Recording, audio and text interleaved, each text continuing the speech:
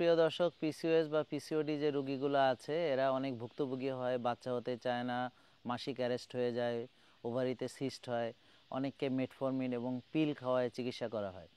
এটার মূল কারণ হচ্ছে ইনসুলিন রেজিস্ট্যান্স বেড়ে যাওয়া। তো হুমা আইআর পরীক্ষা করলে এটা আমরা বুঝতে পারি।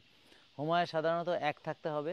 তো সাধারণত তাদের হুমায়ের বেশি থাকে, কারো কারো অনেক ওজনও বেশি থাকে, ঘুম হতে চায় না, মেজাজ খারাপ থাকে, মুড সুইং করে এবং তাদের অনেকেরই বুকে লোম গজায়, দাড়ি হয়, মোষ হয়, মুখে ব্রণ হয়, মাথায় টাক পড়ে, ঘাড় বগল এগুলোর নিচে কালো হয়ে যায়, আঁচিল হয়। তো এই রোগীগুলোর চিকিৎসা আসলে করতে হয় খাবার দাবার, ব্যায়াম, ঘুম, মানসিক প্রশান্তির চর্চা দিয়ে।